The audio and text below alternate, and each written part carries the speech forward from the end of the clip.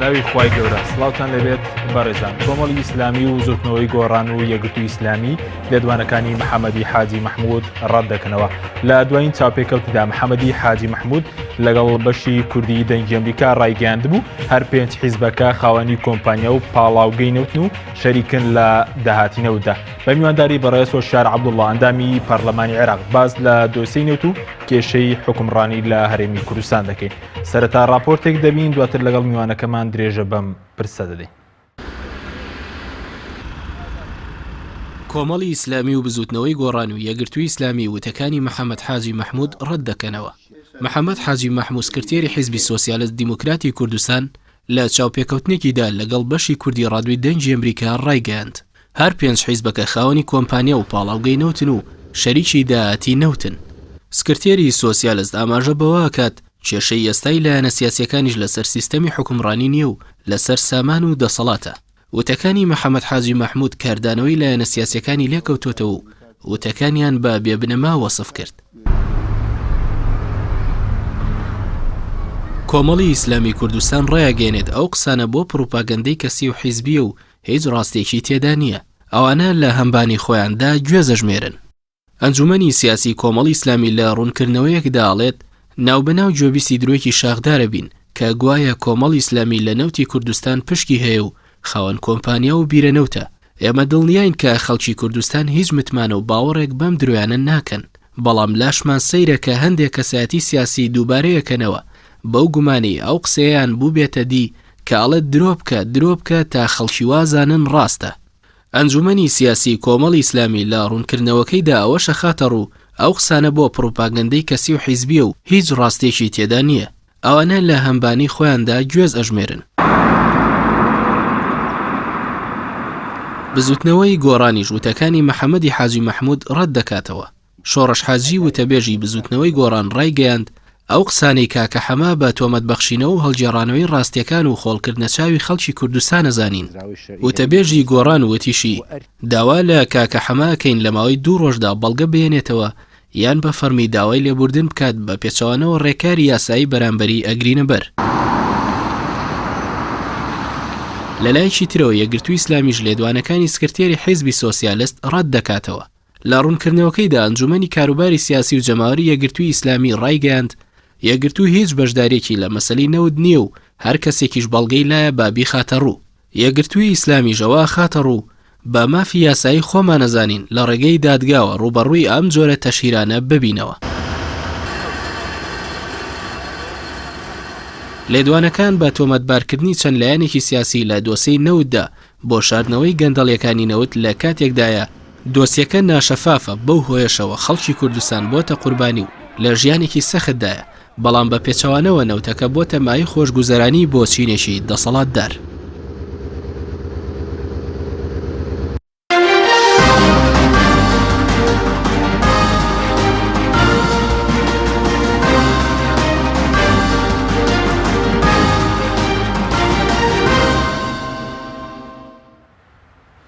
دووبارە سڵاوتان لەبێت بەڕێزان کاکوشار بە خێر بێن. سوپاس بۆ ئامادەبوونتان. ئەگەر سەرەتا لەوە دەست پێ بکەین بۆچی نەوت بۆتە کێشە هەم لە ئاستی عێراقەوەی کە کێشی موچەی فەرمانبەرانی دووست هەم لە ئاستی لایەنە سیاسیەکانیش ئێستا جۆرێک لە گرژی دروست کردووە. وەڵا خۆی لە ڕاستیە بە بەردەوامی سەرچاوی داهات یاخۆ سەرچاوی پارە لە کوردستانی عێراقا کێشە بووە. ئەگەر جەناب لەبیرێ بێ خەڵکی کوردستانیش لەبیریان بێ هەر لەگەڵ ڕاپەڕینەکەیە نەکرد لە ڕاپەڕینەکە تەبەن لە شاخیش ئەم حیزبانە گومرگ و هەنێکیشیان ڕاوڕوتیان کردووە تەبان جەردەییان کردووە. ئەمە بەشێک لە یاداشتەکانی خۆیان ئەوانەی کە یاداشتەکانی سەردەمی شاخیان نووسیوە باس لەوە دەکەن قسەی من نییە. لە دوای نەوەتویەکی شەوە کە حەشیمەمانە بە بەردەوامی سەرچاوی داهاتیان قۆڕخ کردووە سەرچاوی داهات ناکۆچی گەورە بووە لە بەینیانە ینی لەبارە هەرە دیارەکەیە شەڕی ناوخۆ لە بارێکیە درێژەدان بوو بەوەی کە دەست گیرا بوو بەسەر گومرگەکانە. مەسەڵەن پارتی دیموکراتی کوردستان هیچێک لە سیاسەتەکانی بە بەردەوامی بریتی بوو لەوەی دەست بگرێ بەسەر سەرچاوی داهاتە و لە ڕێگەی دەستگرتن بەسەر سەرچاوی داهاتە هەوڵ بدە ئەو ئەجەندا سیاسیانی خۆی کە هەیەی تایبەتی مەسەلەی حکمی عائیلە و خۆسەپاندنی بەسەر کۆمەڵگەی کوردستانیە بەرجەستە بکە. تامان یەکێتی نیشتیمانی کوردستانیش بە هەمان شێوە دەستی گرتووە بەسەر گومرگەکانەوە. خۆتان نەزانن یعنی وەختی خۆی گومرجی برایم خەلیل و ئەو شەشانەی کە لی کەوتەوە چی بوو. ئێستاش کە نەوت هاتۆتەکایەوە بەداخەوە مەلەفی نەوت قۆرخ کراوە بەدەست پارتی دموکراتی کوردستانەوە یەکێتیش بەشی ئەدرێ پشکی هەیەتیایە. سێ حیزبەکەی تریش لە ڕاستیە هەڵوێستی ڕوونیان یاخود هەڵوێستی پێویستیان لەو بارەیەوە نییە. خۆی لە ڕاستیە کاک حەکیم خەڵکی وەکو کاکە حەمە و زۆرێکی تریش کە بەم نەفەسە قسە ئەکەن کە ئاوکردنە ئاشی پارتی دموکراتی کوردستان و لە بارێکی شایەتێتی نیشتیمانی کوردستانە بەقەدەر ئەوەی کە تاوانەکەی لە ئەستۆی لایەنەکانی ترە بەقەدەر ئەوە خەڵک ڕخنە لەمانە ناگرێ. یعنی خەڵک هەمووی خۆزانێ مەسەلەن کاکە حەمە نزیشی لە پارتی لە کاک مەسعود چییە خۆی حیزبەکەی لە کاتی دەنگدانە چۆن یارمەتیەدەن کە کاندیدەکانی دەرچێ نوێنەرەکەی لە ناو پەرلەمانە پێشتر لە ناو کە لە ناو پەرلەمانە بووە یان هەموو ئەوانەی تریش کە لە ناو حیزبەکانی ترا بوون بە پرۆ پارتی یعنی بوون بە پارتی بەڵام بەبێ ئیعلانکردن بەبێ ئیعلانی بکەن و بە بەردەوامی خەریکی پرۆپاگەندەکردن بۆ پارتی خەڵک ئەم دەستانە کەشفن. یعنی ئێستا تقریبا وای لێ هاتووە هەمووانەی کە قسە ئەکەن ئەڵێ قسە بکە بۆی بزانم تا چەند پارتیت یعنی لە ناو حیزبەکانی ترا تەبان. بەڵام ئەوەی کە ڕخنەی منە کە ئەڵێم حیزبەکان زیاتر بەرپرسیارن لەوە لە ڕاستیە ئەم حیزبانە هەتا ئێستا کاک حەشیم بەهۆی ئەوەی کە نەیانتوانیوە ڕوئیایەکی وازەح و ئازایانە لەسەر نەوتی هەرێمی کوردستان بڵێن وای لێ هاتوو هەموو ڕۆژێ تۆمەتباریانەکەن بەوەی کە بەڵێ ئەوانیش پشکیان هەیە. بیرە نەچێ ئەم قسەیە قسەی عەبادیش بوو. یعنی من لە کۆبوونەوەیەکە لە عەبادیش وتی من پێم وایە حیزبەکانی کوردستان بۆیە بێدەنگن لەبەرەوەی پشکیان هەیە و تا حەمەی حاجی مەحمودیش بە هەمان شێوە قسەکە تەمان ئێمە وەکو بزوتنەوەی گۆڕان جوابی عەبادیمان نایەوە کە ئەمە ئەسڵ و ئەساسی نیە. من هەر ئێوە لەو کۆبوونەوەکەشە هەر جواب مایەوە کە ئێمە وەکو بزوتنەوەی گۆڕان پشکمان نییە. کێشەکە چییە کاک حەکیم؟ کێشەکە ئەوەیە ئەم حیزبانە نەهاتوون هەر سێکیان یەکگرتووی ئیسلامی کۆمەڵی ئیسلامی بزوتنەوەی گۆڕان نەهاتوون بڵێن خەڵکی کوردستان پارتی دموکرات یەکێتی نیشتیمانی ئەم مەلەفینەوتە بەدەست ئێوە ئێجگار مەترسیدارە ئێمە و قاعیدەی ئێمە و دەنجی ئێمە لەگەڵ ئەوەیە ئەبێ ئەو نەوتە لە ڕێی سۆمەوە بفرۆشرێ. ئەم مەسلەی خیتابەنەتەوەیە و ئابووری سربەخۆ و اقتصادی سربەخۆ جۆرێ لە شەرمنی لا دروست کردوون جورئەتی ئەوەیان نییە بڵێن بابە ئەم نەوتە ئێستا زۆر مەترسیدارە بەدەست ئێوەوە. جورئەتی ئەوەیان نییە بڵێن ئەم نەوتی هەرێمی کوردستان بکرێتە دەریاوە بسووتێندرێ بڕژێنرێ بەسەر سەحرایە زۆر باشترە لەوەی پارتی دموکراتی کوردستان یاخود یەشێتی یاخود بنەماڵەیەک یاخود دوو بنەماڵە بیانەوێ حکمی عائیلە یاخود بیانەوێ داودەزگای پۆلیسی سەرکوتکار یاخود بیانەوێ دەستگای ڕاگەیاندنی چاواشەکار یاخود بیانەوێ وردە کۆمەڵگەی کوردی پێدا پڵۆسن. کێشەکە ئەوەیە ئەمانە نەهاتوون هەتا ئێستا بڵێن بابە ئێمە لەگەڵ ئەوەین ئەم نەوتە بەڵێ لە ڕێگەی سۆمەوە بفرۆشرێ. یعنی خۆ نەوت ئەگەر لە ڕێگەی سۆمەوە بفرۆشرێ لانی کەم تۆ ئەزانی ئێستا لە عێراقا چەند بەرمیل نەوت ئەفرۆشرێ داهاتەکەی دیارە چەند نەوت بەرمیل ئەفرۆشرێ ڕۆژانە ئەزانرێ بە چەند دۆلار ئەفرۆشێ بە چەند سنت ئەفرۆشرێ چەند دۆلار و چەند سنت ئەفرۆشرێ و خەڵک داهاتەکەی ئەزانێ. تۆ دیقەت بە ئێمە لە یاسای موازنەی 2017 ئەمەمان جێگیر کردووە هەر چوار فراکسیۆنەکە بە حساب.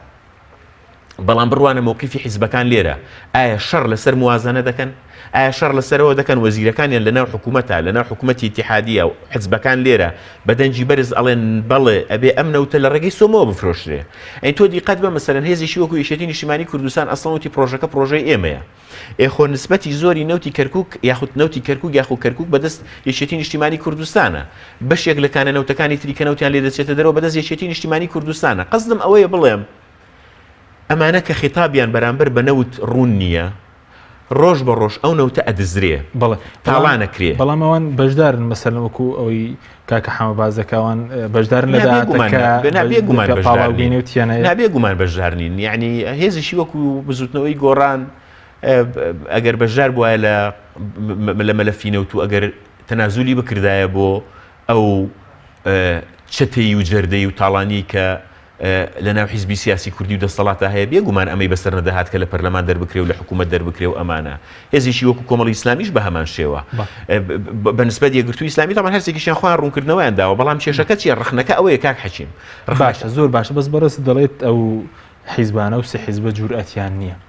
جورت لای بەڕێز چییە؟ مەسەن دەبێت چی بکەن؟ مەسەلا ئەوە بەیانامە دەکەن دەڵێن نەوتەکە ناشەفافە ئەمڕۆ باسی ڕووکردنەوەیان داوە کە دەڵێن ئێمە بەشێک نین لەم پرۆسەیە. ئەزانی کاک حەکیم خەڵک کە من ئەڵێم جورئەتیانێ خەڵک چاوەڕوانی زیاتری هەیە لەم حیزبانە خەڵک چاوەڕوانی زیاتری هەیە لە بزوتنەوەی گۆڕان خەڵک چاوەڕوانی زۆر زیاتری هەیە لە کۆمەڵی ئیسلامی خەڵک زۆر چاوەڕوانی زیاتری لە یەکگرتووی ئیسلامی قسەکەی من ڕوونە ئەم حیزبانە هەر مجرد ئەوەی کە ئێستا ململانەی سیاسیەکەن ئەمە جۆرێکە لە ئازایەتی هەر ئەوەی کە مەسەلەن بۆ نمونە هێزێکی وەکو بزوتنەوەی گۆڕان وەکو کۆمەڵی ئیسلامی شێخ فەخرەدین و سکرتێری پەرلەمان کە پەرلەمان بەهۆی جورئەت و ئازایەتی ئەمانەوە بەم شێوەی لێکراوە ئەمانە جورئەتە بەڵام لە یەک شتا من پێم وایە جورئەتی کافیان نییە کە بریتیە لەمەی خوارەوە دووبارە یەکەمەوە ئەمانە ئەبوو بە دەنجێکی زۆر دلێرتر بە دەنجێکی زۆر ئازاتر زۆر ڕوونتر بڵێن بابە ئەبێ ئەم نەوتە لە ڕێی سۆمۆ بفرۆشرێ ئەم نەوتە چیتر نابێت لە ڕێی تورکیاوە بفرۆشرێ ئەم نەوتە نابێت چیتر پارتی دموکراتی کوردستان لەلایەکەوە بۆ خۆی بیبە لەولا شەو خەڵک ڕاستپێرێ بڵێ فرم و بڕۆن قسە بکەنەوە شەریکمان بۆ بدۆزنەوە بڵێن ئەوانیش شەریکن تۆ دیقەت بەخۆ ئەم قسانەی خەڵکی وەکو کاکە حەمە و خەڵکی تر و ئەوانە ڕەنگە تەبەقەیەک سیقەی پێ نەکات تەبەقەیەکی سادە هەیە لە وڵا ڕەنگە وابێ بۆ ئەگەر وان نییە ئەم حیزبانە هەتخۆ عیبادی وایە وتی ئەگەر وان نییە ئەم حیزبانە بۆچی بێدەنگن لە مەلەفی کوردستان وتمان ئێمە بێدەنگ نەبووین بەڵام تۆش هەر بێدەنجی جورەتەکە دەبێت چی بێت جورئەتەکە بریتیە لەوەی کە ئەبێ بڵێن بۆ نمونە بڵێن ئێمە چیتر لەوە قبول ناکەین ئەم نەوتە بەم شێوازە ئەڕواتە دەرەوە ڕۆژانە سەر و 1 ملیۆن نەوتە فرۆشین بەرمین ڕۆژانە نەوتە فرۆشین موچەی فەرمانبەرەکانمان پێ نادرێ یان لە حکوومەتە کشینەوە بۆ نمونە یان حکوومەت بە تەواوەتی بەجێ دێڵین یان ئەم نەوتە بێت چارەسەر بکرێت کاک حەکیم کێشەکە ئەوەیە ئەگەر ئەم حیزبانە بزوتنەوەی گۆڕان پێش هەمویان چکە قورسایی لە کۆمەڵیش و لێگرتووش زیاترە دوای ئەوە کۆمەڵی ئیسلامیش دوای ئەوە یەکگرتووی ئیسلامیش ئەگەر بەرپرسیارەتی مێژووی خۆیان بۆ ئازادکردنی نەوت لەم قۆناغەدا لە دەستی تاڵانچیەکانی نەوت لە دەستی مافیەکانی نەوت ڕزگار نەکەن کۆمەڵگەی کوردی ئەبێ عەلەمی سپی هەڵکا بەرامبەر بەوەی کە ئیتر کۆمەڵگەیە کە نظامێکی پۆلیسی بۆ دروستەکەن داودەزگای پاراستن و داودەزگا سەرکوتکارەکان دەستی بەسەرا دەگرن وای لێ دێ مافیایەکی نەوتی دروستە بێت تۆ تەجروبەی سەری تەجروبەی دروستکردنی دەوڵەتێکی وەکو سعودیە بکە بزانە دوایی چۆن کۆمەلگەکە کۆمەلگەیەکی بێدەنگ بوو ئێستا بڕوانە بزانە پارتی دموکراتی کوردستان لەژێر دەسەڵاتی خۆیان لە هەولێرە لە دهۆکە بزانە چۆن ترس و تۆقاندن بڵاو دەکاتەوە لە جنابی مامۆستا عەلی باپیر بپرسن لە مامۆستا سەلیم شوشکەیی بپرسن لە کادرەکانی خۆتان کۆمەڵی ئیسلامی بپرسن بزانن چ زەختێک لەسەر ئێوەیە کە لە هەولێر جوڵەتان هەیە مامۆستا عەلی و ئەوانە کە لە هەولێر جوڵە ئەکەن چەند ئەندامی بزوتنەوەی گۆڕان دەرکراوە چەند ئەندامی بزوت یعنی چۆن هەوڵ دراوە هەولێر وە منتیقەکانی ژێر دەسەڵاتی پارتی دموکراتی کوردستان بە شێوەیەک دابپەڵەوە سلندرێ وای لێ بکرێ داودەزگای سەرکوتکاری تیا دروست بکرێ کە ئەسڵان منتیقەکە جێبێڵن چەند کەسیان لە دێگەڵەوە ئاودیو کردەوە بابە ئەمە هەمووی بە نەوت دەکرێ ئەمە هەمووی بەو داهاتە دەکرێت کە ئەمانە لە ڕێگەیان داوە نەوتە فرۆشرێ داهاتەکەی نازانن چۆنە نازانن چەند دەفرۆشرێ من تەحەدا ئەکەمە و حیزبانە هەمویان بزانن بە بۆڕی چەند دەڕوا بە قاچاق چەند ئەڕوا ئەوەی کە بە بۆڕی ئەڕوا تەبەن دیارە ئەوەی کە بە بۆڕی ئەڕوا بەڵام داهاتەکەی چەندە چی لێ ئەکرێ چەندی دەست هەرێمی کوردستانەکەوێتەوە لەو ئاڵ و گۆڕی دۆلار و دینارە ئێستا وەک راپۆرتەکانیش کەشف ناکەنەوە دوومانگە راپۆرتەکانیشیان بڵاو نەکردوێتەوە قسەکەی من ئەوەیە ئەمانە ئەبوو ئەم بێموچەیە لە بەرامبەر ئەم تاڵانی نەوتە قبول ناکەن یعنی تۆ دیقەت بە لەوەتەی ئەو کودەتایە بەسەر ئێمە یاکراوەکو بزوتنەوەی گۆڕان ئێمە تاو کاتی لە وەزارەتی دارایی لە لای ئێمە بوو کە ڕۆژینە ناو حکوومەتەوە دوو مانگ موچە دواکەوت بوو کاک حەکیم کە هاتیشینە دەرەوە لە حکوومەت وەزیرەکەی ئێمە ئیداری مەلەفەکەیە کرد هەردوو مانگ موچە دواکەوت بوو ئێکە ئێمە لەوێ نەماین بەداخەوە هێزێکی سیاسی کادریشی هێزێکی سیاسی مەسەلەی نیو موچە و چارەگە موچەی خستە سەرزاریان خستە بەردەستیان سیاسی طبعا یەکەم جار لە بەداخەوە پێم وایە یەکێک بوو لە لێدوانە هەڵەکانی کادریشی یەکگرتووی ئیسلامی کە باسی لەوە کرد کە ئەگەر حکوومەتە موچەی تەواوی پێنادرێ با نیو موچە بە ئەوان خوان لە خوایان ئەویستەمە تویز بەڵگەیەک لە بەردەست لێدوانی داوە خۆ قسەی کردووە خۆی لێدوانەکە دیارە لێدوانی بۆ سەحافەداوە خۆشی باسی لەوە کردووە کە بەبەستی ئەو بەو شێوازە نەبوو بەڵام بەم شێوازە کەوتەوە قەزدم ئەوەیە ئەبوو ئەمانە ئێستا کاک حەکیم لە کوردستانی عێراقا موچە نییە معادلەیەکی بەسیط هەیە شتێکی ناوی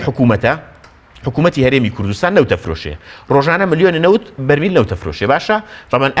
ئاخر کۆبوونەوە نوێنەری پارتی لێبووە نوێنەری یەشێتی لێبووە نوێنەری حیزبەکانی تریشی لێبووە لە لیژنەی ئەمن و دیفاع عبادی ئەڵێ لە بینی ملیۆنێک بۆ ملیۆنێک و 300,000 بەرمیل ڕۆژانە هەرێم نەوتە فرۆشێ بەڵێ باشە لە بەرامبەرە ئێمە موچەی فەرمانبەرانی هەرێمی کوردستانمان پێنادرێ ئێمە خزمەتگوزاریمان پێناکرێ ئێمە کارەبامان پێناوێت تۆ دیقەت بێستا وردەش باز لەسەر خەڵک زیاد دەکەن هەموو داهاتی ناوخۆ ئەبەن داهاتی ناوخۆ هەمووی ئەبەن داهاتی نەوت هەمووی ئەبەن باشە ئەبێ ئەم حیزبانە ئەم حیزبانەکە لانی کەم ئەم سییان هەرسیشان ئۆپۆزیسیۆن بوون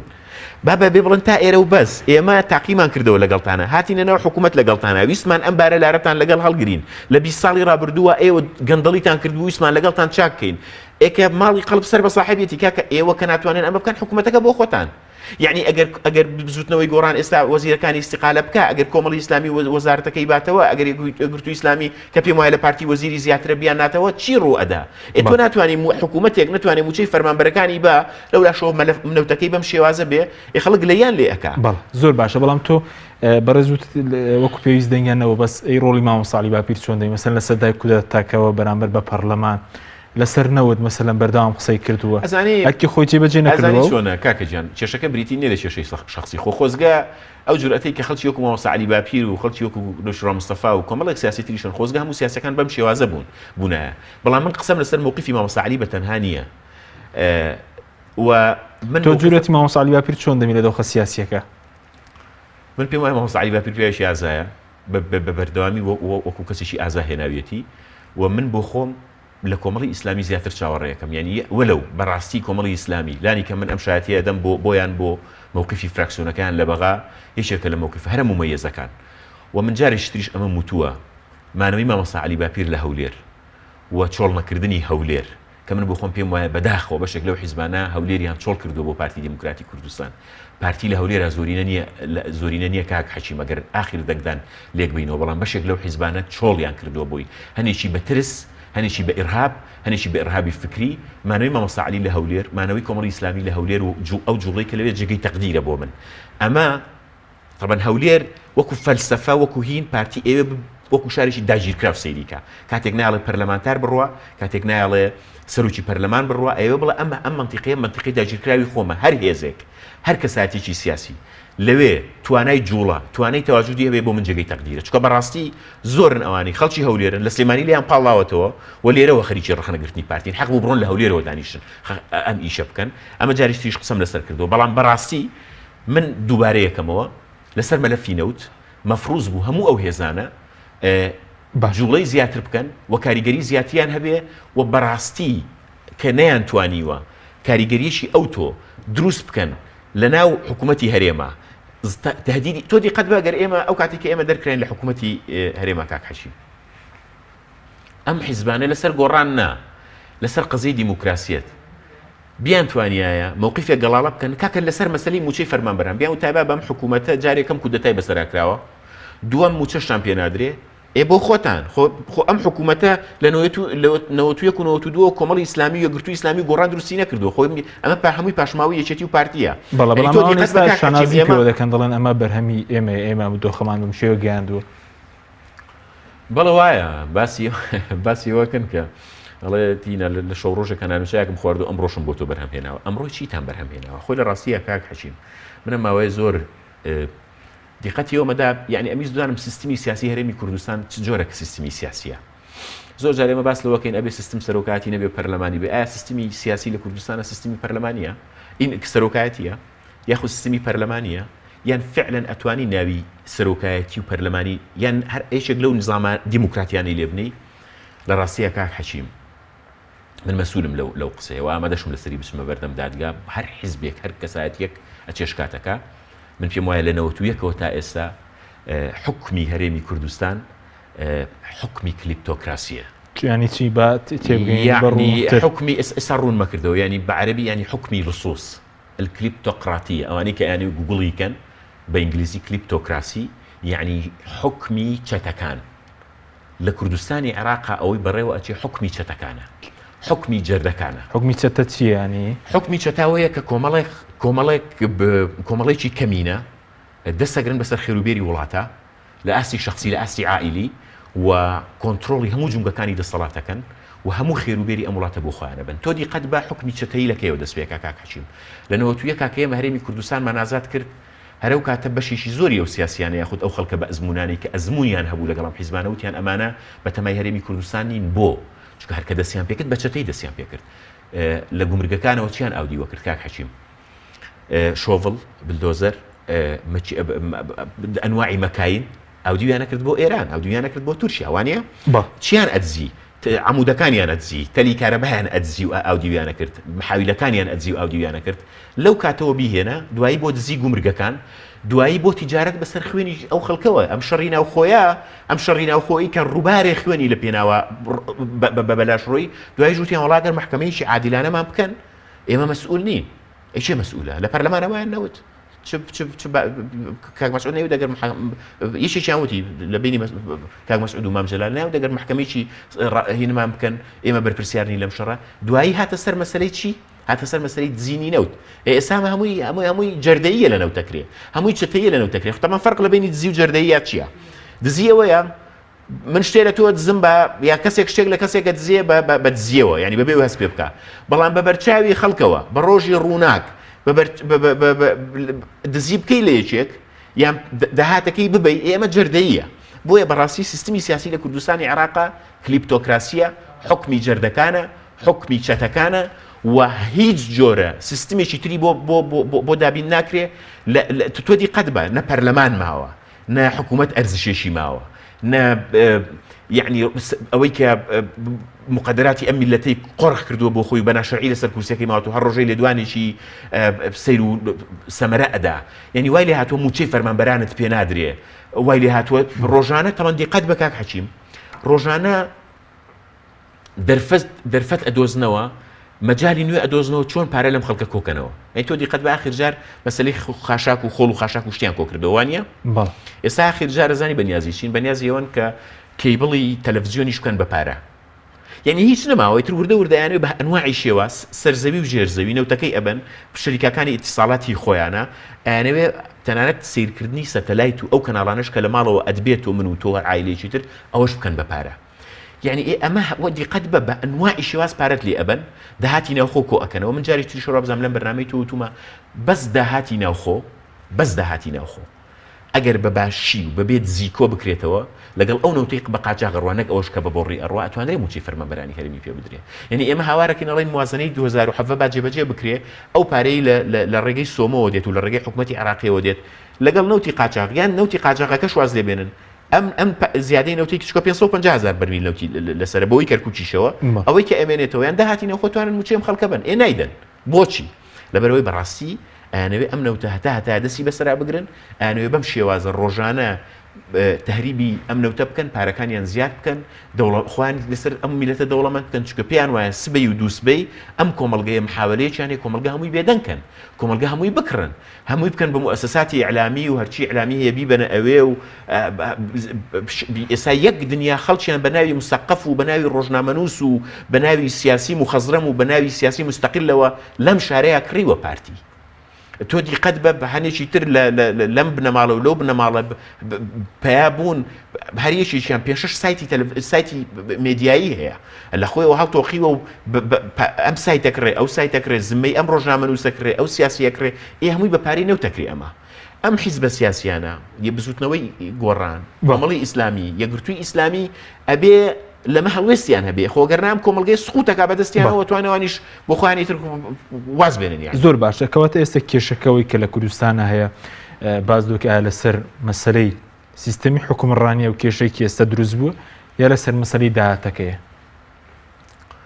خۆی لە ڕاستیە یەکێک لە کێشە هەر سەرێشەکانی ئێمە وەکو بزوتنەوەی گۆڕان ینی وەختی خۆی کاگنۆشیروان ئەسڵەن کاگنۆشیروان کە بزوتنەوەی گۆڕانی دامەزراند یەکێک لە دیارترین ئامانجە سەرەکیەکانی کاگنۆشیروان بریتی بوو لە گۆڕینی نظامی سیاسی لە کوردستانی عێراقا گۆڕینی نظامی سیاسی لە دوو ئاست یەکێکیان کۆتایی هێنان بە حکمی شۆڕژگێڕەکان کە لە بارێکی حکمی چەتەکانە یعنی شەرعیەتی شاخ کۆتایی پێبێنێ هەر بۆیەشە لە یەکەم هەڵبژاردنە یەک کۆمەڵ خەڵکی نوێ یەک کۆمەڵ مامۆستای زانکۆ یەک کۆمەڵ گەنج یەک کۆمەڵ خەڵک هاتنە پێشەوە بوون بە دەموچاوی سیاسی نوێی ئەم قۆناغەی کە دوای گۆڕانی لەگەڵدا هات ئەمە لەبارێکیە لەبارەکەی تریا نظامی سیاسی بۆ نظامێکی سیاسی ئەو تۆ کە پەرلەمان مەرجع بێ یعنی تۆ دیقەت بە هەوڵی بزوتنەوەی گۆڕان هەوڵی کۆمەڵی ئیسلامی یعنی کۆمەڵی ئیسلامیێک بۆ لە بزوتنەوە چەکدارەکان وانە چەشی داناوە بۆ بزوتنەوەیکی مەدەنی هاتۆتە ناو پەرلەمان خەباتی مەدەنیەکە ئەمانە محاولەیەکیان هەبوو کە لە کوردستانی عێراقا خەباتی پەرلەمانی بێتە ئاراوە کۆتایی بەم شەرعیەتی شاخە بێ بەڵام ئیرادەیەکی ئەمەی ناوێت تازە بە تازە دوای ئەم لە 91ەوە هەتا ئێستا ئەم کوردستانە وێرانەکەن تاڵانەکەن تازە بە تازە کاکم دانیشتووە منەتیەوەمان بەسەراکاڵە لە گوندێکا بووم و کۆپتەرم بۆ هاتووە من پێشمەرگە بووم و نانوچایەکەم خواردو ئەمڕۆم بۆ تۆ هێناوەتە بابە تۆ 25 ساڵ 26 ساڵە کوردستانی عراقت داگیر کردووە داهاتەکەی ئەبەی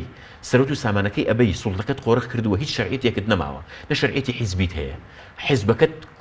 لە کۆنگرەیە شەرعیەتت نەماوە لەناو قاعدەی حیزبەکەی خۆتا شەرعیەتت نەماوە لەناو مجتەمەع شەرعیەتت نەماوە هێشتا ئەتەوێت بەسەر ئەم بازرگانیکردنەی شاخ و خەباتی شاخە بڕۆی پاشان بەڕاستی شتێک کە زۆر ئەزیێت مەدا ئەم ڕۆژ لە تەلەڤیزیۆنە گوێم لێ بوو مەسەلەی خوێنی شەهیدان و خەباتی ئەم خەڵکەیە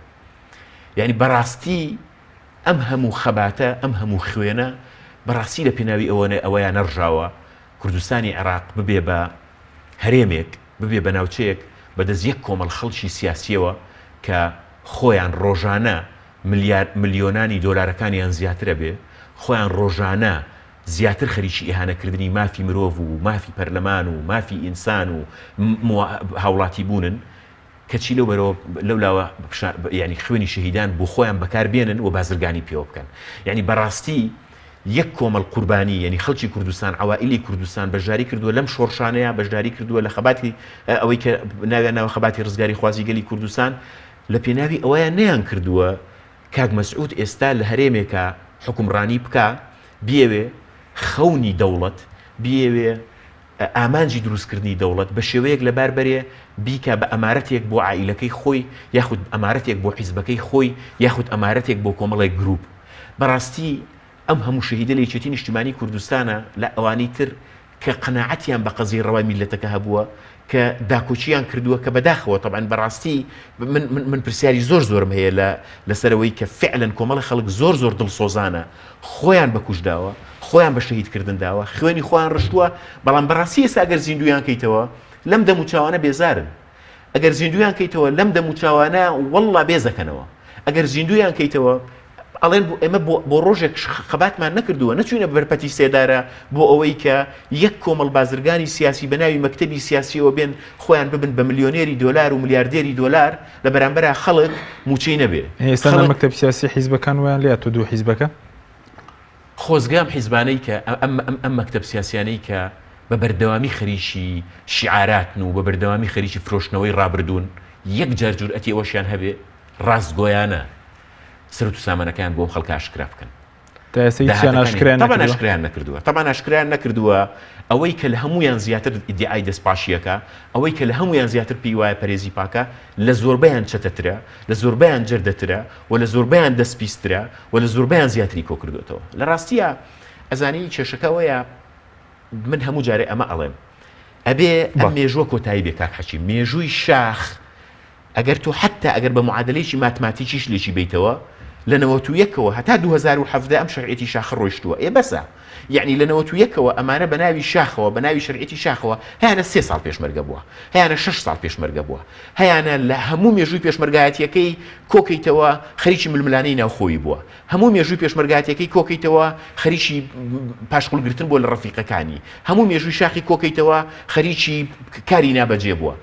بابە بەسە يعني خو اما حتى اگر امان باهينج لسر او لم رجانيه لما مجلس نواب عراقي كاك اسماعيل عبد الله هي كاك اسماعيل عبد الله بيجري سرايا ازادي لو بينيم لقال قريشي عربه مناقشه بو مناقشه بو لسر ام خباتي شورج جيري او بس لو كرد يوت ام يبع عربي بو برادر بلم ام امانيك خويا كردو بخاوني شاخ همو هنگاويچيان لشاخ لسر ام ملته ب $1000 كوتوه فعلا قصكي زور راسه همو هنگاويچيان لشاخ $1000 كوتوه بس كاتي او هاتو شرعيت ببي بشرعيتي هالبجاردن كاتي او هاتو شرعيت ببي بشرعيتي مدني وشرعيتي برلماني بەڵێ سپاس دەکەم ناوبڕێکمانەیە بەڵێ بینەرانی بەڕێز ناوبڕێی کورت و دواتر دەگەڕێنە وڵاتان لەگەڵ مامێنەوە کۆمپانیای ئەسێ بۆ بازرگانی مۆبایل شیری ئەڵتونسا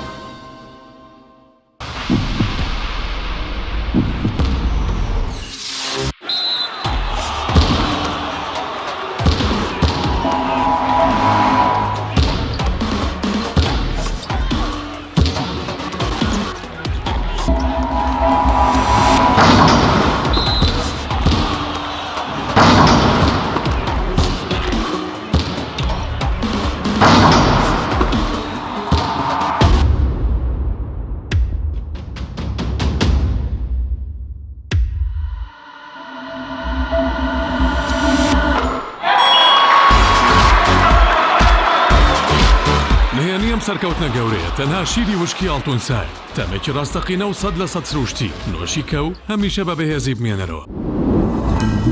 تۆپ ئارت تاکە بریکاری تۆڕی میدیایی کۆمەڵ بۆ دروستکردن و بڵاوکردنەوەی ڕیکلام. تۆپ ئارت.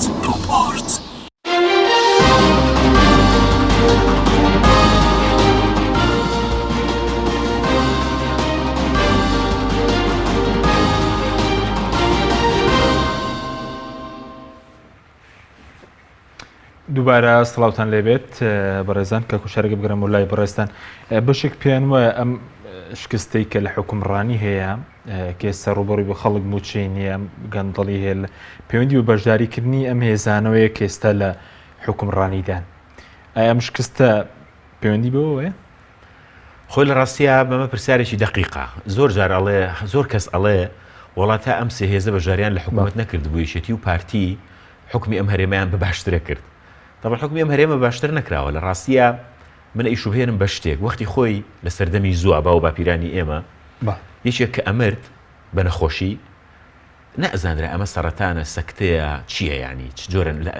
جارێکیان گومە لا ڕەشیەوەیان و دۆڵە ئەمە ئەمری خۆی کرد و خوا بردیەوە نیان ئەزانی بەڵام کە ئیلم پێشکەوت دەرکەوت سەکتە هەیە دەرکەوت سەرەتان هەیە وانە نەخۆشیەکان دەرکەوتن کام هێزە سیاسیانەش دەرکەوت تایبەتی بزوتنەوەی گۆڕان و مێدیاکەی خەڵک زیاتر زانی کێشەکان چییە مەسن تا ئەم هێزانە نهاتبوو نەزانرایەتی و پارتی مانگانە لە موازنەی ئەم میلەتە چەند ئەبن نیان ئەزانی ئەسڵ خەڵک نێزانی موازنە چییە خەڵکی زۆرینەی یعنی کە عامەی خەڵک باسەکەم نەکرد نخبەکەی یاخود چینە خوێنەوارەکەی خەڵک وشار بۆی کە فعلا لە کوردستانی عێراق چی ڕوو ئەدا یعنی ئەگەر ئەم هێزانە نەبوونایە بارودۆخەکە لە ئێستا نەک باشتر نەبوو خراپترە بوو خەڵکیش بەشێک لە موشاری بۆ دروست نەبوو بەڵام من بۆی ئەم پرسیارەت و ئەمێ بەڕاستی ئاماژە بە شتێک بکەم بەداخەوە هەنێک جار کۆمەڵگەی کوردستانی زاکریەکی لاوازە من بە نمونەیە کە پەیوەندی بە بزوتنەوەی گۆڕانەوە هەیە ئەم وەڵامی جەنابەت تۆزێ تێر بکەم ئەگەر دەرفەتم بی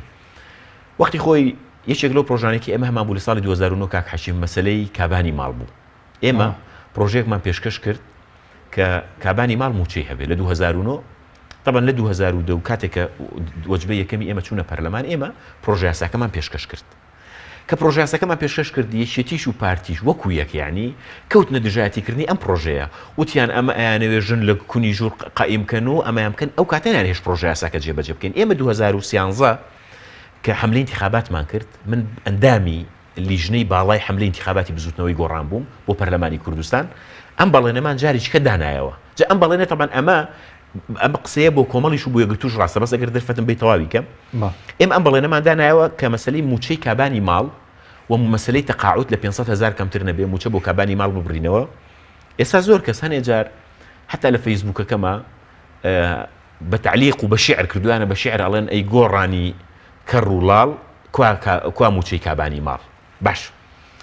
ئێمە وەختی خۆی ساڵی 2013 کە ئەم بەڵێنانەمان خستە ناو حملەی انتخاباتی خۆمانەوە لە ڕاستیە 2012 نزیکەی 11 ملیار دلار هاتبوو بۆ هەرێمی کوردستان ئێمە بە حسابی ئەم 11 ملیار دلارە کە لە 2010 نزیکەی 10 هاتبوو لە 2009 7 ملیار دلار هاتبوو ئێمە داماننا بەم 11 ملیار دلارە بەڵێ ئەتوانین موچەی کابانی ماڵیش بین ئەمان توانین موچەش لە تەقاعودی لە 500,000 کەمتر نەکەین بەڵام دیقەت بە لە 2013 2014 کە ئێمە چوینە حکوومەتەوە کاک حەشیم ئێمەش و کۆمەڵی ئیسلامیش و یەکگرتووی ئیسلامیش بەسەر چیا چوین بەسەر ئەوەیە چین جارێ بوجەکە بڕا بەهۆی ئەوەی کە ئەمان نەوتیان بە بۆڕی دەست کرد بە فرۆشتن بەبێ ئەوەی بڵند داهاتەکە ئەگەڕێنینەوە بۆ کوردستان کاتێکیشمان زانی نە قاسەکە بەتاڵە قاسەکە کونی تێبووە وتیان بابە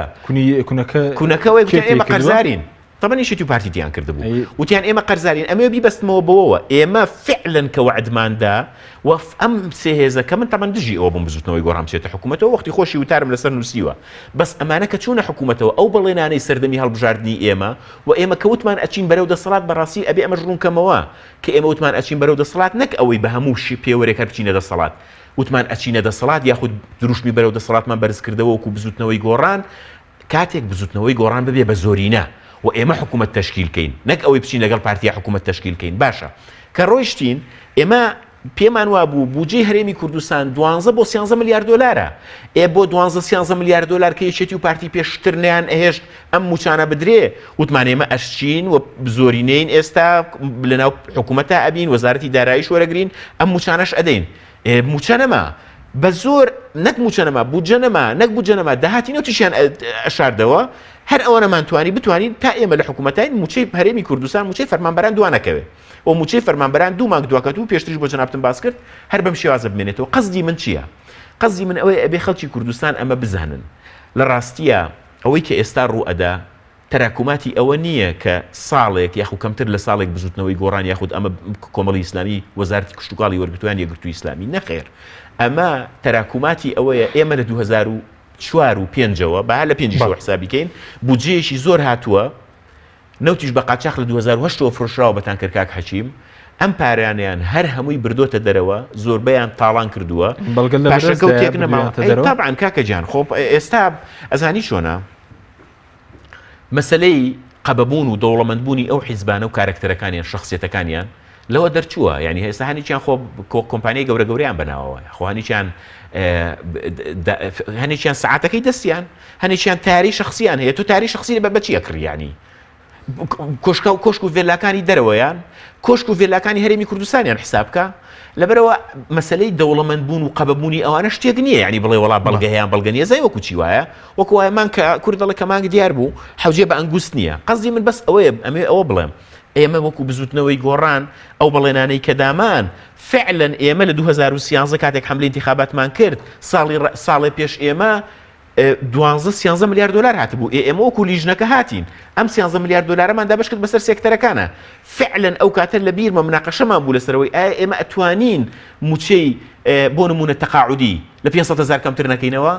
وتمان 500,000 ڕەنگە زۆر بێتمان نەخێر ئەتوانین چکە داهاتەکە بریتە لەوە ئەمە بەس کاک حەکیم تەسەورکە بەس بودجێ هەرێمی بەس بودجێ لە عێراقەوە 12 ملیارد هاتووە جگە لە داهاتینەوە جگە لە فرۆشینەوتی قاچاق بەڵام کاتێک کە چوین کاتێکمان زانی ئەمانە کوردستانیان بە ڕادەیەک وێران کردووە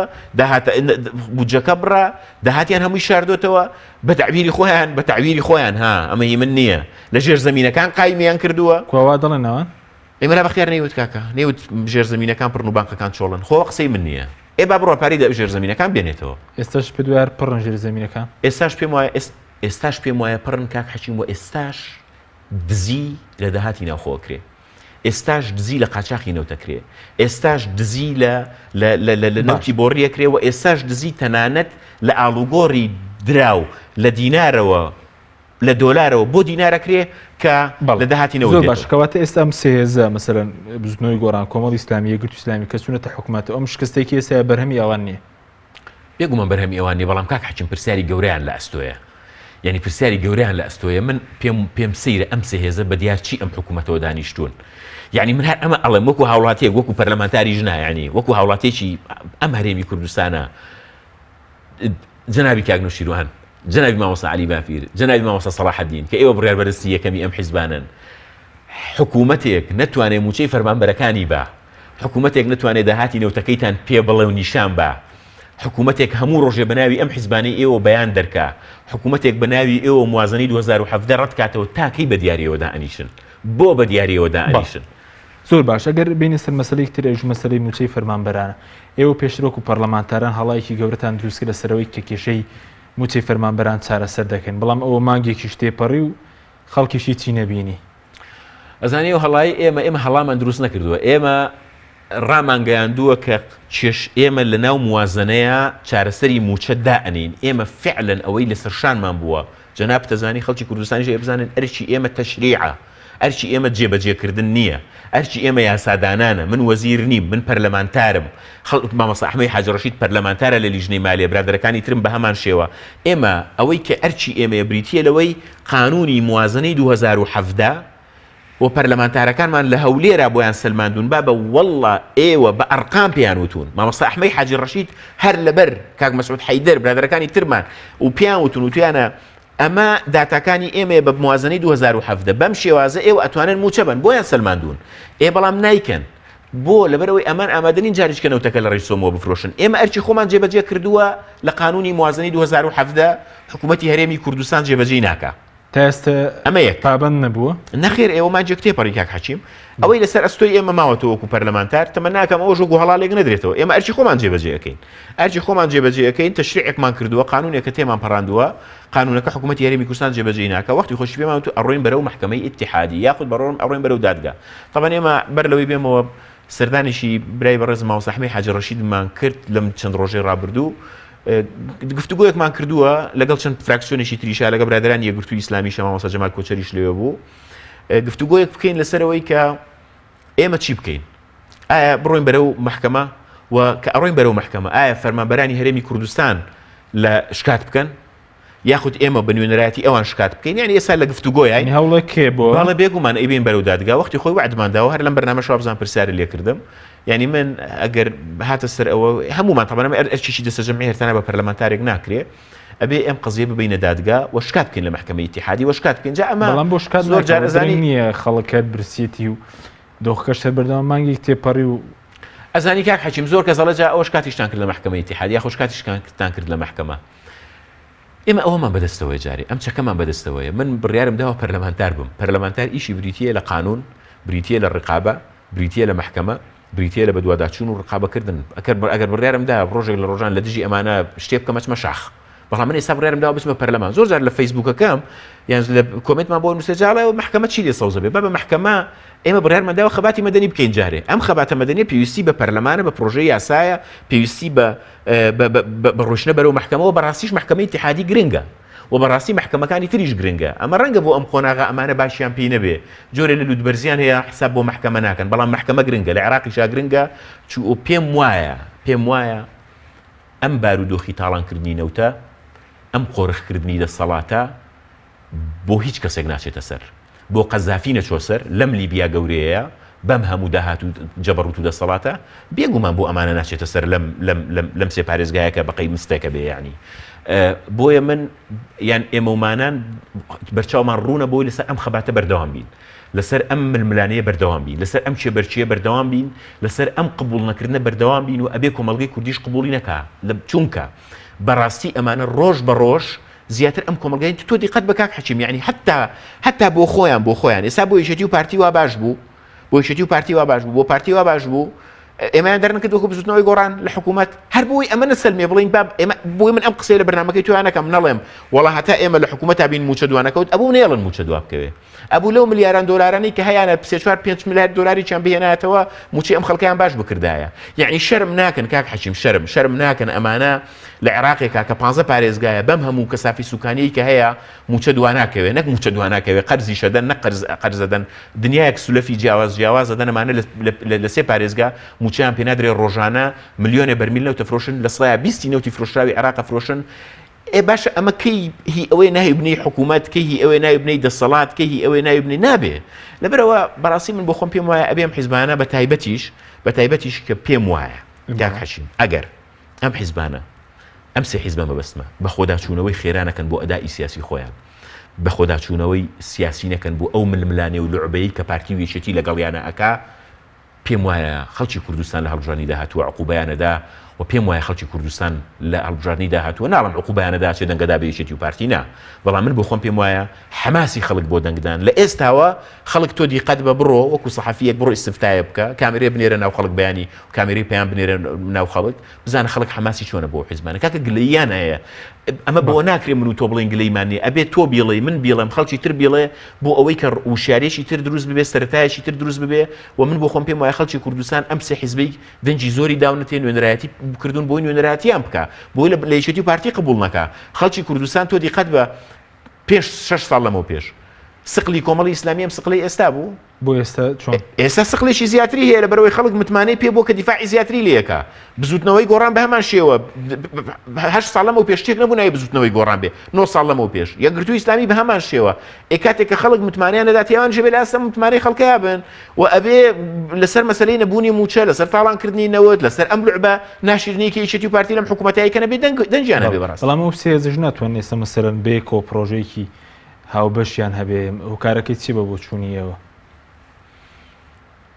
لە ڕاستیە ئەمەشی بەشێکی کاک حەشیم پێم وایە یاریە کرا لە سەریانە بۆ ئەوەی کە پەرد بکرێن بەهۆی دەسەڵاتەوە خۆی من بۆیە ئەڵێم نیشێک لە غەڵەتە زۆر گەورەکانی بزوتنەوەی گۆڕان ئەو بوو کە بەشداری کرد لە حکوومەتە ئەوەیە کە ئەبوو هێزێک مێنێتەوە لە ئۆپۆزیسیۆنە یعنی غەڵەتیشەوە نەبوو بەبێ پرسکردن بە کۆمەڵ و یەکگرتو چوونەتە ناو حکوومەتەوە کاک حەچیم ئێمە وەکو کۆمەڵی ئێوە بزوتنەوەی ئیسلامی وەکو بزوتنەوەی گۆڕان داوامان کرد لە کۆمەڵی ئیسلامی داواشمان کرد لە یەکگرتووی ئیسلامی پێمان وتن با بە یەک هێز بە یەک پاکیج بە یەک کوتلە بە یەکەوە بەشداری حکوومەتە بکەین بەداخەوە ئەوان ڕەتیان کردەوە مەسئولم لەم قسەیە ئێمە وەکو بزوتنەوەی گۆڕان داوامان لێکردن هەمان پرۆژەمان بۆ یەکێتی نیشتیمانیشە بوو ئەو کاتە بەداخەوە ئەم پێیان باش بوو کە بەجیادا بەشداری بکەین و پێیان وا بوو لەبەرەوەی گۆڕان قورسایەکی زیاتری هەیە و کورسیەکانی زیاترە ڕەنگە یعنی سقلی ئەوان هیم ببێ بەڵام بەڕاستی لە دواییە یعنی ئەم لێک نزیکبوونە هەر هەبوو مەسەلەن بۆ نمونە بزوتنەوەی گۆڕان و یەکگرتووی بزوتنەوەی گۆڕان و کۆمەڵی ئیسلامی بە جۆرە لە جۆرەکان کاری سیاسی هاوبەش و نزیشیان هەر هەبووە لەگەڵ یەکگرتووی ئیسلامی بە هەمان شێوە بەس ئەمە ئەم پرسیارەی تۆ منیش ئەەکەم بە پرسیار بۆ ئەم سێ هێزە پرسیارەکەی تۆ بۆچی لە ئێستادا ناتوانن پرۆژەیەکی هاوبەشیان هەبێ بۆ خۆیان نا باشەوەندەی کە بەڕێزی هۆکارەکەی چییە مەسەلەن هۆکارەکەی ئەوەیە کە بزوتنەوەی گۆڕان پێی وایە گەر بێتە دەرەوە لە حکوومەت بۆ نمونە یعنی بە جۆرێک وەتەقەکەوێ بە تەنها ئەکەوێ هەموو حیزبەکانی تر لە حکوومەتە ماونەتەوە بەداخەوە ئەبوو چاوەڕوانی ئێمە ئەوە بوو ئەگەڵ ئەو کودەتایی کە بەسەر ئێمە یاکرا یەکگرتووش بێتە دەرەوە لە حکوومەت کۆمەڵیش بێتە دەرەوە لە حکوومەت بۆی هەوڵ بێنە حکوومەتە بخەین حکوومەتێک بخەین کە موچەی پێ نادرێ ها لەبەر هینا لەبەر بزوتنەوەی گۆڕان نا بەڵام ئەمە نەکرا کە ئەمە نەکرا ئێستا ئەوان کۆمەڵ و یەکگرتوو لەناو حکوومەت ماونێتەوە گۆڕان لە دەروی حکوومەتە بەڵام لە حکوومەت نەکشاوەتەوە جواتی گشتی بزوتنەوەی گۆڕان زۆرینەی جواتی نیشتیمانی بزوتنەوەی گۆڕان زۆرینەی لەگەڵ ئەوەیە بوو لە حکوومەت بکشینەوە بڕیارەکان پەسێردرا بوو لەبەر مۆزوعی مووسڵ بەڵام نەچوە بچێ ئێستاش پێم وایە پارتی هەمان یاری کاتکوشتن لەگەڵ کۆمەڵیش و یەکگرتووش و گۆڕانیش ئەکا مەشغوڵی کردوون بە کۆبوونەوەوە هەر زوو یەکێک لە ئەندامانی سەرکردایەتی پارتی وتی ئەم دۆخەی ئێستا هەتا هەڵبژاردننی داهاتوو بەم شێوازە ئەبێ ئێستا پارتی یاری کاتکوشتنیان لەگەڵەکە لە ڕاستیە حەق ئەوانیش لعبەیەکی تر و ئەم لعبەی پارتیە تێک بن و پرۆژیان هەبێ بۆی خۆیان بتوانن بزانن چی ئەکەن یانی بەس دوا پرسیارم سەبارەت بە حیزبەکان وەکو کۆمەڵی ئیسلامی هیچ حیزبێک ئەوەندەی کۆمەڵی ئیسلامی بەرامبەر کودەتاکەی سەرپەرلەمان بەرامبەر بزوتنەوەی گۆڕان هەڵوێستیە بووە ئەزانی کاک حەکیم مووقفی فراکسیۆنی کۆمەڵ لەناو پەرلەمانە مووقفی برای بەڕێزمان شێخ فەخرەدین وەک سکرتێری پەرلەمان مووقفێکی مێژووی ئەوە هیچ کەسێک یاری لەمەنیە تەبان وەکو حیزبیش خۆ فراکسیۆنەکە و شێخ فەخرەدین بەدەرنی لە حیزبەکە بەڵام دووبارەیەکەمەوە حەقام حیزبانە لە بەرامبەر ئەم لعبەی کە ئێستا پارتی ئەیکا حق پرۆژەی ئێستا کۆمەڵی ئیسلامی بڵێ مەسەلەن لەسەر کودەتاکەی بزوتنەوەی گۆڕان هەڵوێستیان هەبووە مەسەلەن سکرتێری پەرلەمان ڕەنگە مەسەلەن بەوە کرابە دانیشتی پەرلەمان نەیکردووە نێوەکو بزوتنەوەی گۆڕان جارێ ئەمەی کۆمەڵی ئیسلامی کردوێتی منەت نییە بەسەر بزوتنەوەی گۆڕانە بیرن نەچێ ئەمەی کۆمەڵی ئیسلامی کردوێتی ڕازگۆیی بوونی خۆیانە لەگەڵ ئەو پرۆژەی بۆ سەرۆکایەتی پەرلەمان بۆ سەرۆکایەتی هەرێم تەقدیمیان کرد لەگەڵ پرۆژێکی لەگەڵ بزوتنەوەی گۆڕان ئەمە ڕازگۆیی ئەوانە لاریمان نییە لەسەرەوە بەڵام منەت نییە بەسەر بزوتنەوەی گۆڕانە کاک حەچیم ئەگەر بزوتنەوەی گۆڕان بیویستایە سی حوزەیرانێکی تر بکە لە ڕاستیە ئێستا هەرە لە پێشە بوو لە ناو پرۆسی سیاسی کوردستانە و لە ڕاستیە ئاخر قسە ئێمە وەکو بزوتنەوەی گۆڕان کۆمەڵی ئیسلامیش کە سکرتێری پەرلەمانیان هەیە دەمانویستە سی حوزەیران دووبارە بکەینەوە هەن دەڵێن چێ باشتری پێ لە سی حوزەیران بابێن بیکەن ئێمە وەکو بزوتنەوەی گۆڕان ئەڵێن سی حوزەیران ناکەین فەرموو بە ئەو هێزە بێ خوان سی حوزەیرانێکی تر بکەن و بە ناشەرعی کاک بۆ جاریشکە بۆ کاک مەسعودی درێژ بکەنەوە و پەرلەمان ئاکتیڤ بکەنەوە و بەڵام لە ڕاستیە نەسی حوزەیرانەکەین نەجارێکی تریش ئامادەین بە ناقانونی یەک سەعات درێژ بکەینەوە نە بۆ کاک مەسعود نە بۆ غیری کاک مەسعود و ئێمە ڕازگۆ ئەبین تا ئەو کاتێک کە پێمان نەکرێت لەگەڵ ئەو پەیامانەی کە هەمان بوو زۆر باشە بەڵام کۆمەڵی ئیسلامیش مەسەلە ئێستا هەمان ڕوئیەکی نییە مەسەلەن کۆمەڵی ئیسلامی ڕوئیای هەیە و خۆزگا بۆ موقیفی کۆمەڵی ئیسلامی برادێکی کۆمەڵی ئیسلامی هاتایە بۆی پرسیارەکانی ئاراستی ئەو بکردایە بەڵام من دووبارەیەکەمەوە موقیفی کۆمەڵی ئیسلامی موقیفێکی مێژووی و جێگەی شانازیە ئەوەی کە گرنگە ئەوەیە لەسەر ئەم حکوومەتە لەسەر ئەم نەوتە لەسەر قانونی موازنەی 2017 لەسەر موچەی خەڵک کۆمەڵیش و گۆڕانیش و یەکگرتووش مووقیفی تریان هەبێ بەڵێ سوپاس دەکەم زۆر سوپاس بۆ بەڕێز بۆ شار عەبدوڵڵا ئەندامی پەرلەمانی عێراق سوپاس بۆ بینەرانی بەرە سوپاس بۆ ئەو کارم لە بەشی کۆنتڕۆڵ و کامرە تا بەرنامەیەکی تر خواتان لەگەڵ